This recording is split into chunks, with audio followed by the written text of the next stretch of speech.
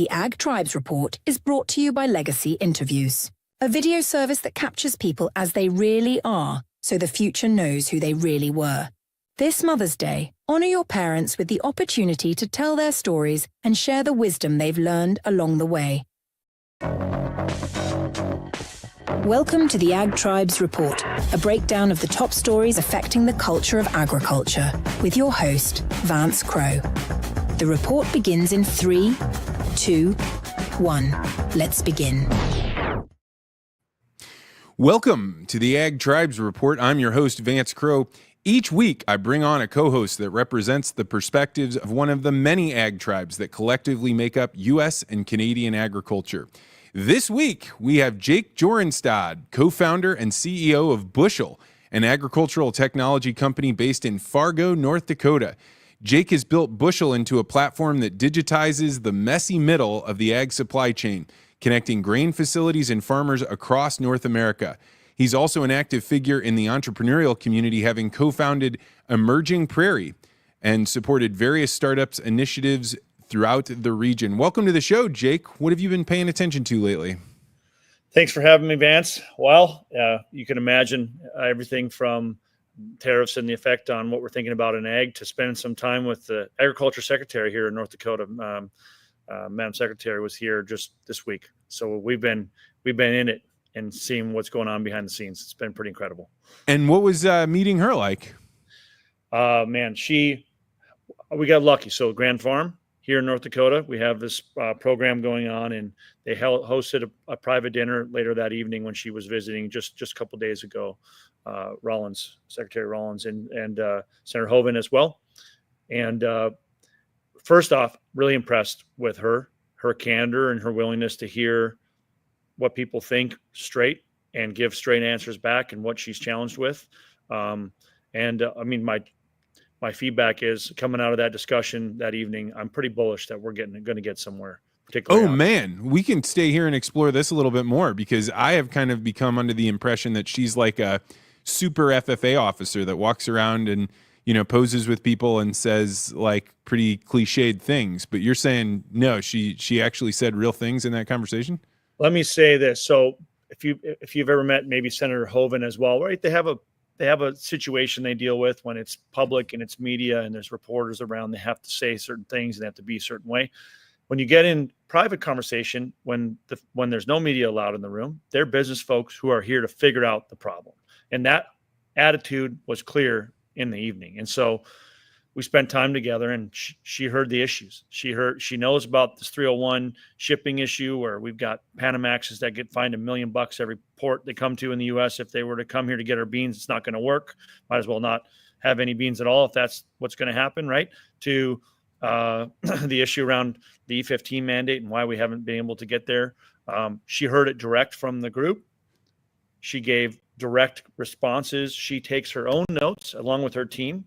She's able to recap really well at the end of the conversation what she's hearing, and is like knows what the issues are. But then it's like behind the scenes, they're going to call X, Y, and Z. She's got the president's ear. This is like there's real work happening, but they also have to show up and represent U.S. agriculture to the farmer too. But it was really incredible to be part of. Jake, this is starting out good, because at the very beginning, I'm like, I don't know. But if you're saying that she's out there doing stuff good, that's fantastic. All right, let's get into the show.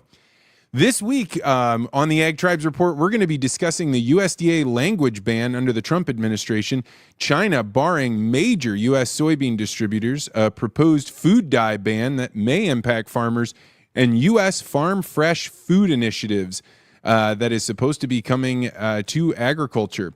We're also going to do the Bitcoin land price report. We'll hear Jake's take on the Peter Thiel Paradox, and we're going to learn about his worthy adversary, and we're going to try and do all of that in just 30 minutes. So let's get started. First up, headline 1, USDA bans language under Trump administration. The U.S. Department of Agriculture under the Trump administration had a leaked memo that has revealed there are bans on terms like climate, safe drinking water, and greenhouse gas emissions with the agency. This move, described as a purge of woke language, could stifle scientific research and rural aid programs, potentially reshaping how agricultural communities address environmental challenges. I think you can kind of tell the the slant of the writer of the article. Farmer and rural advocates might see this as an attack on progressive farming practices like those practiced by Zach Smith, and deepening a cultural divide between traditionalists and those pushing for sustainable, focused agriculture. Jake, they're talking about banning language, and a lot of people in ag don't like a lot of the policy that they're talking about. So what do you think? Banning language but freeing farmers? Where do you think this goes? I don't think a lot of it matters on that topic. We in the ag space have said, hey, since the new group's here, we're not talking climate smart anymore. We can talk regenerative, maybe. We can talk being good stewards of the land, which every farmer I've ever met is. But these other labels that were sort of spun into something else, I got no problem if they get deleted, at least at the government level. I don't know what they were doing to begin with. It hasn't helped. We wasted a lot of money spinning our wheels the last probably 5+ years on sustainability, like and of course these things, some of these are real things, but a lot of it is a lot of fluff to get programs to fund your efforts. So as soon as the government spigot turned off, the programs go away and nobody's working on the problem. That tells you maybe there wasn't a problem worth fixing to begin with as it relates to capitalist perspective. Yeah, I'm in agreement with you. You know, I often say that he who controls the definition controls the argument. And so you're oftentimes like, you look at even when just injecting terms, we're going to do climate smart agriculture, automatically presupposes the conclusion, or at least tilts you in one direction.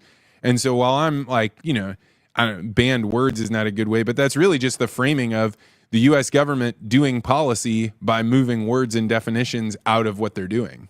And it's the government can decide what they can and can't say for themselves. They're not telling us we can't say those words. This is just a policy internally at the government, like stop using the words that people don't appreciate in some parts of the world, and let's just get to the real business. I'm fine with that. We can call it whatever we want. But how long do you think between when climate smart ag goes away and the carbon pipelines go away?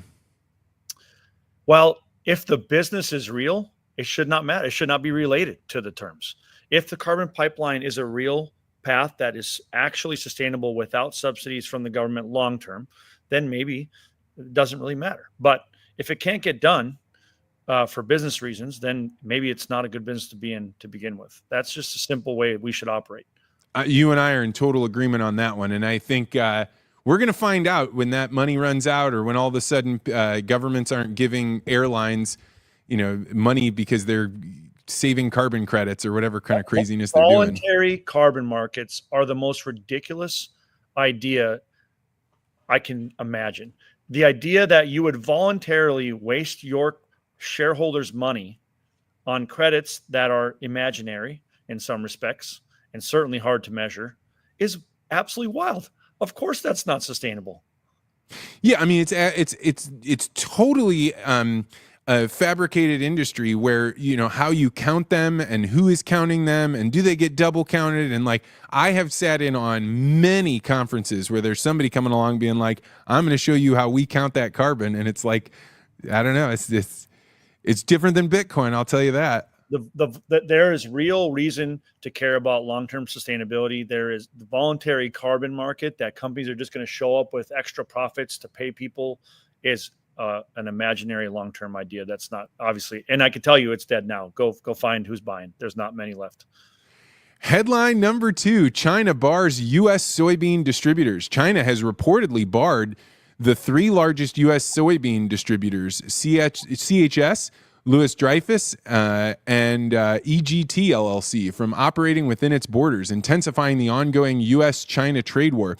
This move, reportedly in early March, follows the U.S. tariff hike of that's just been going on back and forth. In fact, I'd hate to claim numbers right now because they keep changing. They were going up yesterday and then back down, and who knows. The ban threatens to have significant economic fallout, with estimates suggesting a $5.9 billion annual loss for U.S. farmers as China shifts to alternatives like Brazil.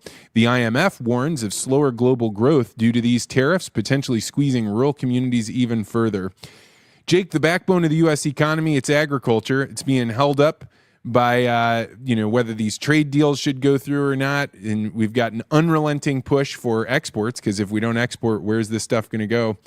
How are you seeing this impact your ag tribes? Well, I have to keep a little bit tight on, some of the learnings from this week, just because it was sort of behind closed doors and it's not a media public thing, but there's trade deals getting done. Publicly, the secretary said next week we'll hear some of the first ones will be announced properly. So this won't be like they're coming or they're going to, hey, these are the ones, here's the deals. So I think we're going to see that next week. I'm going to take her at her word for it. The other thing is this entire effort is truly to put China in a position where they have very little leverage. And the only way I think our current administration thought that was possible was to turn the entire world in our favor, to try to get us to fight China together by basically creating leverage and then working from there. And it's really hairy. It's obviously unpredictable. Nobody knows for sure if it's going to work, but their view has been this is the only path to get this leveled out. Obviously, this is retaliatory. There's other things going on, but I think we are going to end. I'm an eternal optimist. I'm an entrepreneur, so this is what we do. I think we're going to end in a place where the overall tariffs to our country have lowered on average around the world. Hopefully, that's the case all around. And China's the real question mark. Of course, this matters. Now, China can buy a lot of soybeans from Brazil, but only part of the year. We all know this. And they can't buy all their beans from there right now. Maybe they would sometime in the future, but today they will starve if the U.S. cannot deliver them any beans. They will not have the stocks at some point in the coming year, maybe. And so something's got to break somewhere, and we're going to see, I think, sooner than later. Yeah, I think this is going to radically shift things over time. If China does continue, even if the tariffs are off and they decide, hey, well, we're just not going to do business with these people, we're going to continue to increase, our shipments from Brazil. Certainly, there's not enough out there right now to do it without the U.S., but maybe this forces the U.S. to think about its crop mixture, because if we don't have export markets like we used to, maybe beans won't be the crop that we do. I'll tell you a quote. I won't tell you who said it, but they said, this was at dinner, if we have 10% tariffs on our beans in Asia, if we have 10%, don't worry about the ships because we're not going to need them. There will be no beans to be sold into Asia. And so we can solve the ship concern 301, but if we don't eventually get tariffs leveled way down to where we can sell competitively our own beans, we won't have any reason to ship any beans. And you know what that means, because we got more beans than we consume right now. So that's the problem. All right. Headline number 3, proposed food dye ban and its impact on farmers. I had this sent to me not once, but twice. This story was sent to me. A proposal backed by Robert F. Kennedy Jr. aims to ban artificial food dyes like red number 40 from the U.S. food supply. Per NPR, Kennedy cites health risks like hyperactivity in kids, and even though there's industry groups that dispute this, the FDA is reviewing it with the decision pending. Farmers face mixed impacts. Corn and soybean growers may lose demand from processed foods, while other farmers like beet and turmeric farmers could benefit from the natural dye shift. So there's going to be winners and losers anytime you make a big change like this. But what do you think, Jake? Should we be unilaterally banning dyes that otherwise groups have said, government agencies have said they were okay before? Well, I'll preface this statement with, I don't always agree with Europe, but Europe has done this a long time ago for what they believe to be really good reasons health-wise to not need artificial dyes. Let's be honest, maybe you can decide whether you think you should drink Mountain Dew or not, but yellow dye in Mountain Dew is not making the flavor different. It's just in our head what that is perceived to look like. That's the dye, right? And the same thing with all the reds and everything else that we see. It's all just more kind of been ingrained in our brains that that's what the color should look like and the flavor should taste. There's nothing real about that other than it's something that makes us feel good about it. I have no problem banning dyes. I'm pretty sure it's happening. 2026 is probably the time frame it's going to be done here if they don't overrule it. I'm not opposed to it, and I think the real agriculture market that actually has alternatives to these dyes will benefit, and that's maybe a good thing. I hate picking winners and losers. Sometimes the government does that. I'm not a huge fan, but if we can reduce the requirement of having artificial anything in our food, it's probably for the better. I don't see a problem with this. Yeah, I mean, personally, I don't want to be imbibing the dyes, and I don't want my children. I'm very suspect of somebody just coming in and being like, nope, you're not allowed to use that if there's no evidence, right? This becomes a very dangerous thing.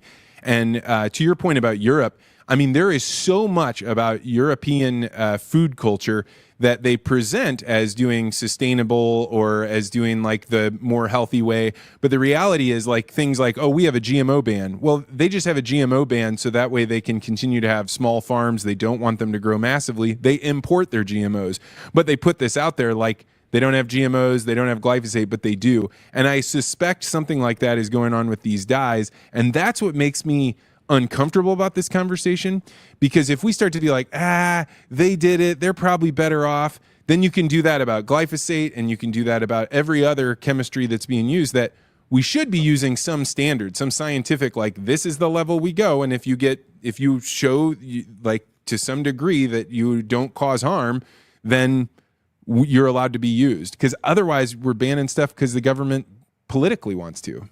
Correct. And as a libertarian, proper libertarians would tell you, let anybody do whatever they want. Your point is, if we have true evidence that there is a challenge, then of course we should be doing what's right for everyone. But that's a really slippery slope, especially in government. I do think there's more than no evidence that that's a problem, but it's probably hard to argue that the whole thing should just be zero.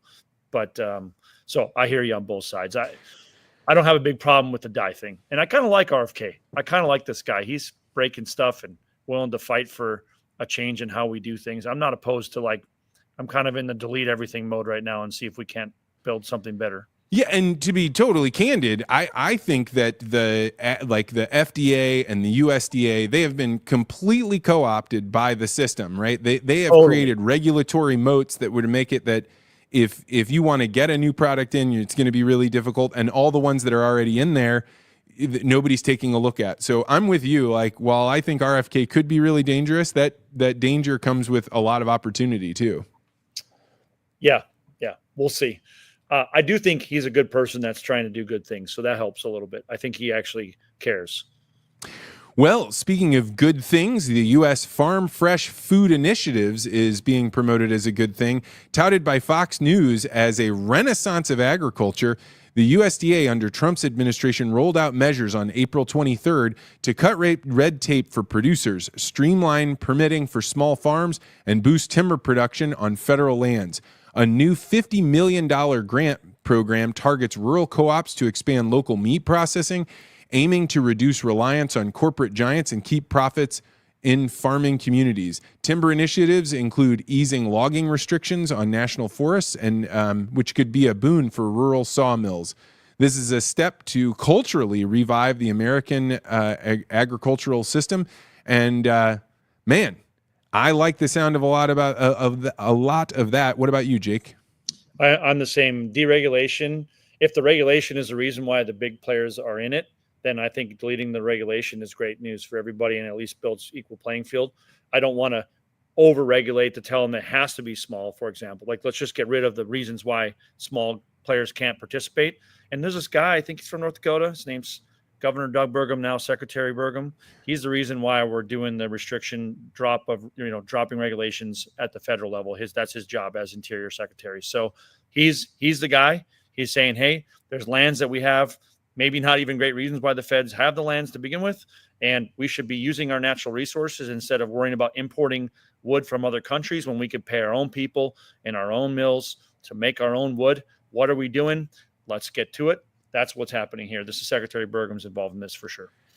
I mean, nothing sounds better to me than this. This is like, if the government that's in there now can produce the sorts of results that you're talking about, deregulation. I mean, I'm one of those people that thinks the federal government shouldn't own that land. And so we should be privatizing it, making sure people that own it have to take care of it, and bringing back sawmills. I mean, the other big one, that's just a line in there, and it was very difficult to find details about this. So this is just, they're trying to get energy for it.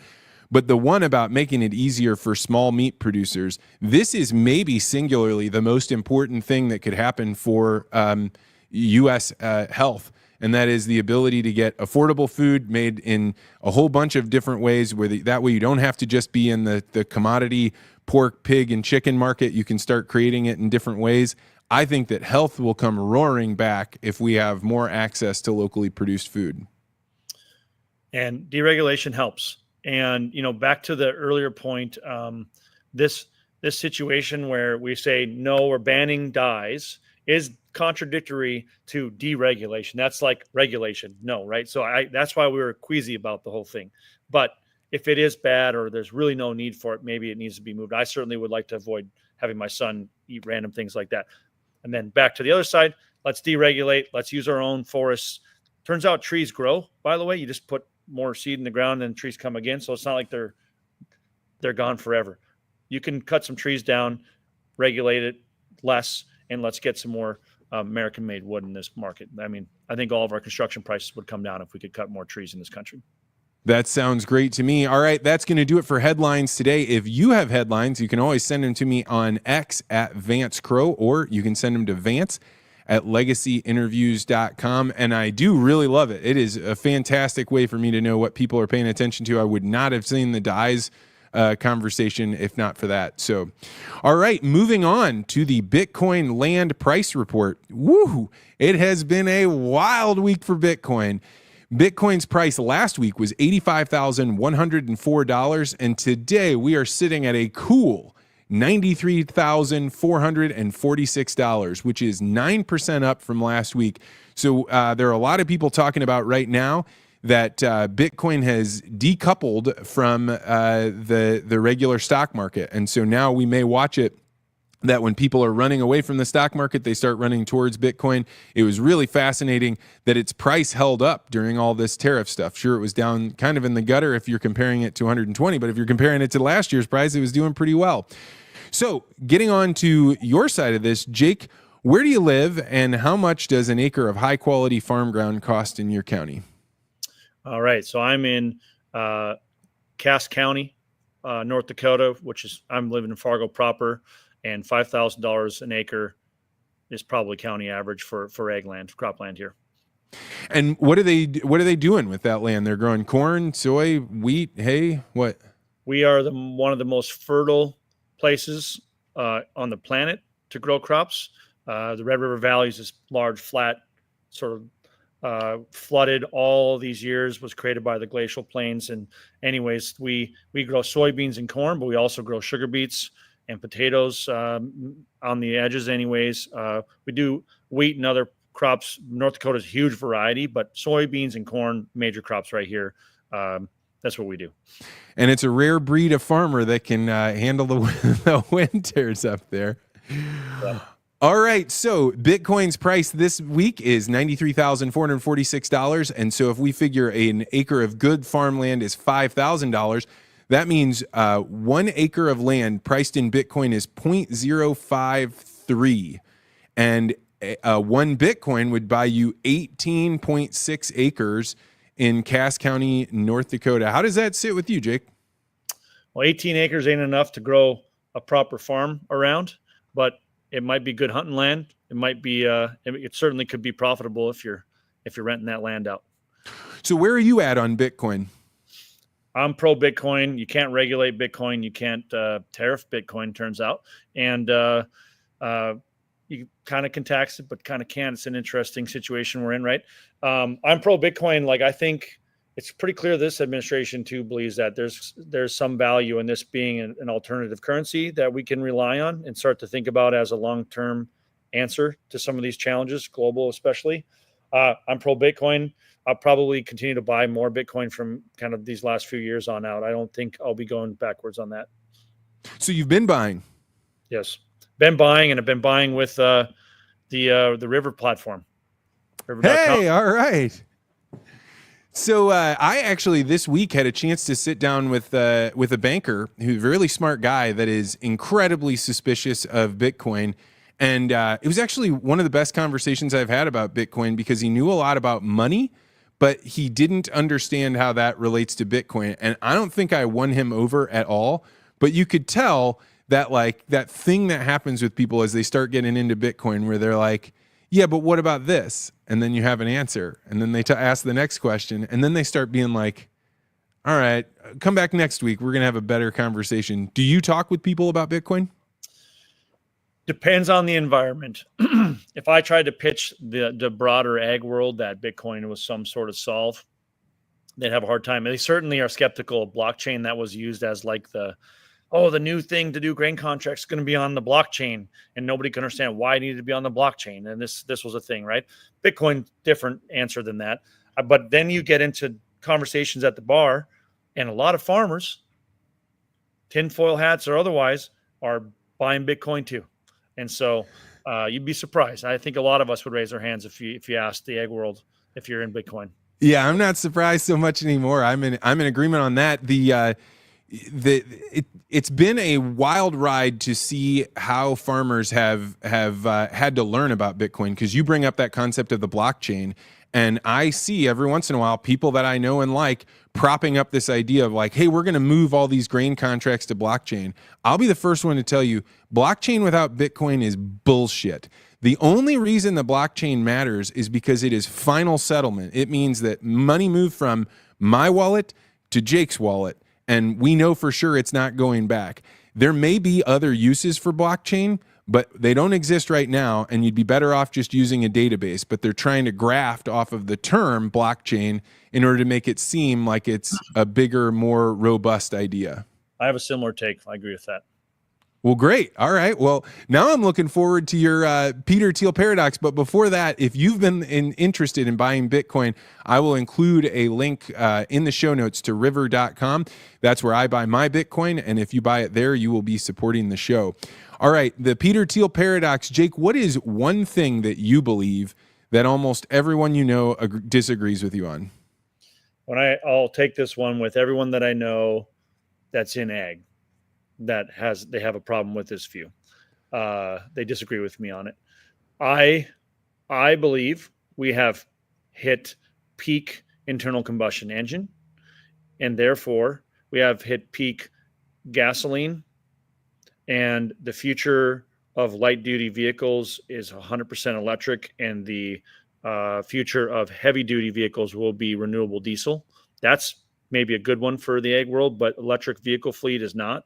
But there's no path forward where your car that you drive around in town, even in rural America, is going to continue to be an ICE engine. It's going to go away. It's inevitable. We can debate how long, but this is the peak of that.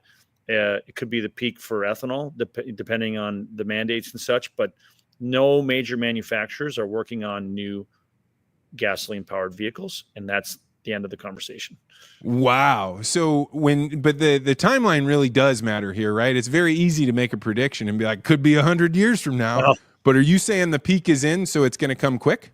When I say peak, I mean there will be no more demand than ever and going forward than it has been in the past, and we will continue to go down, and more vehicles sold every year will be electric. And at some point it will be the majority, and then the majority of used vehicles will be, and the question is just how long that cycle takes, and it can take many years, but it is peak, as in there will be less Fords with engines in them sold this year than last year and the year before that and ever again. And there will only be more electric. So I don't know. Like this week I went looking for a lawnmower. I've got a couple acres. I want to be able to get it mowed. And an electric lawnmower sounds really good to me because the sound, you wouldn't have the engine sound on top of the whirring blades.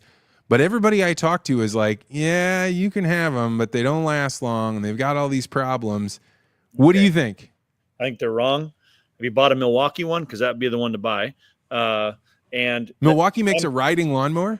No, I'm thinking a push in my place. If you're talking 2 acres, you need something that works right at that scale. But that's going to be diesel long term, man. I'm telling you, that'll be diesel and or electric, depending on how big of operation you have. And the cool part about diesel is a great generator of power as well that can power electric. So you're going to see tractors that are diesel over electric, where the fuel source still may be diesel, but it will be an electric motor, because an electric motor is better in every comprehensible way than an engine. It doesn't matter. You can make any argument you want. The electric motor is better. Well, you sound like you'd be a fan of what is it, Edison Motors, that's trying to do those hybrid motors. This sounds good. Well, I'm going to give you a good strong score. This is 3 weeks in a row we've had good scores. This will be an 8.5 because I don't actually agree with you, but I think you make a good case. All right, perfect.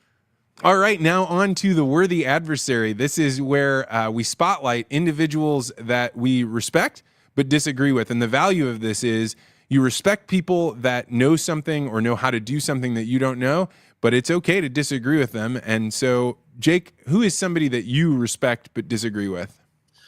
All right. So there's this investment portfolio manager guy out of California, calls himself a climate warrior, is a CEO of his own firm. He's on the news all the time. He's always like on CNBC. This is outside of the ag world. So this guy has been, his name is Ross Gerber, Gerber. He's on X all the time. He's loud. And he, as an investor and a portfolio manager, I have a lot of respect for that skill set. And he probably has done a good job for a lot of his, customers along the years. This dude has been an investor in Tesla in the past for a long time. And the moment that he thought Elon's politics changed was the moment he decided that investment isn't worthy anymore. And I completely disagree with his whole premise. Was he truly a climate warrior, or was he just following whatever the agenda he was told by his buddies in politics to follow? Because you cannot change, one guy's opinion on politics or what side you pick does not change the actual company they produced and what they do and how they produce, in this case, Tesla. I'm a big believer. As long as you can go Tesla in my life.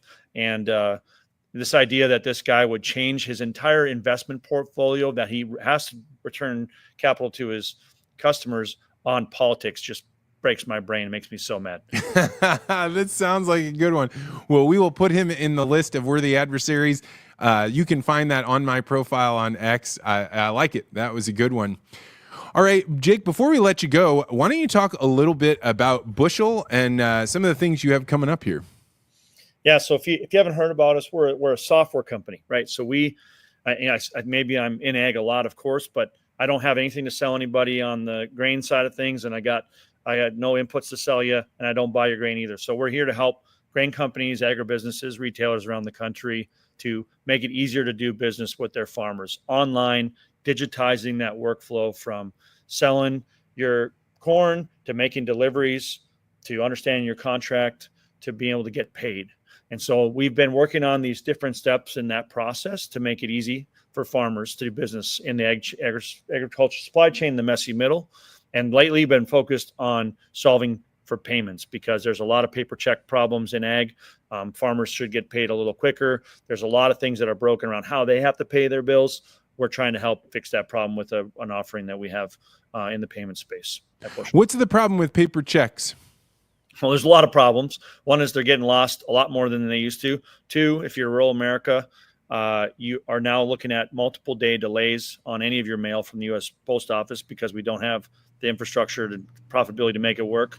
And then three, the government is saying we need to stop sending money in the mail on paper checks, period, because there's way too much fraud going on in all kinds of ways. Whitewashing, all these things are happening. Our customers are telling us we're moving to a direct deposit. Can you imagine in ag, 80% of payments are not electronic. They're paper check. 80% of your paycheck, your bills, all that's paper check. And so we're helping move the needle, giving these agribusinesses the tools to pay farmers that way and to get paid and to make it easy for farmers to manage their money in the ag space online. And you have a conference, the Buddy Seat Conference, coming up here in June. Yes, sir. June 10th and 11th, Buddy Seat, Bushel Buddy Seat. If you know what that is in ag, it's the little seat next to the combine seat for somebody to join you and ride along. And we bring our customers, farmers from around the country into Fargo, North Dakota. It's during Ag Tech Week, which is a big deal in Fargo, where we've got the Grand Farm events and the Chambers hosting ag events, and we're hosting our customer conference all in the same week. It's wild. And we have a big party downtown in the middle of the week on Wednesday evening. And so if you want to come check out what we're all about, June 10th and 11th, Bushel Buddy Seat. We're talking software technology and serving the agriculture community. So I will actually be at the Buddy Seat Conference. They have brought me on as a speaker. I'm going to talk about the edge of chaos, like where new ideas come from. But I wanted to just stress something I think is worth noting. I never trade like, hey, come on I'll do your conference and you come on my podcast. I met Jake and was like, this dude is awesome. Whatever you're building up there, I'm excited about. So I was really excited to have you on the Ag Tribes Report. Before I let you go, we're just a couple weeks away from Mother's Day. So I've been asking people, what is something, this is going to catch you off guard, what's a saying or a phrase or something your mom used to say when you were growing up that you still remember today?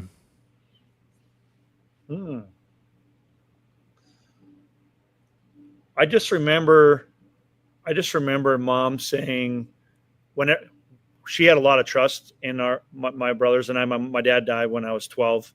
And she raised 3 young boys herself. And she had trust in us. So she would always say, hey, just be back by 11 o'clock or be back by midnight. And if we did that, we were not in trouble the next day. And we built this trust and we never had these mom never said, you got to be home at 7:30 because you're in trouble. We just did what she asked us to do. And we were pretty well-behaved kids, but she had this trust. She said, be home at this time and we're going to be good. And so that's something that just still sticks with me. We built trust together and mom always appreciated us following through on that. And we never had those challenges. I really like that one. You know, the trust that happens between parents and children, if it can be kindled and burning into a bright fire, I mean, it really makes everybody's lives better in that situation. Yeah. Well, if you have been thinking about capturing your own mother or your mother and father's stories, go to legacyinterviews.com, and there you can sign up to have a meeting with me or one of the people on our team to talk about what we might want to capture, what you want to be sure lives on in the future, who you want to capture it for, and see if it's a good fit. So if you're interested, go to legacyinterviews.com. All right, that's going to do it for the show this week. Thank you so much for coming on, Jake. And as always, feel free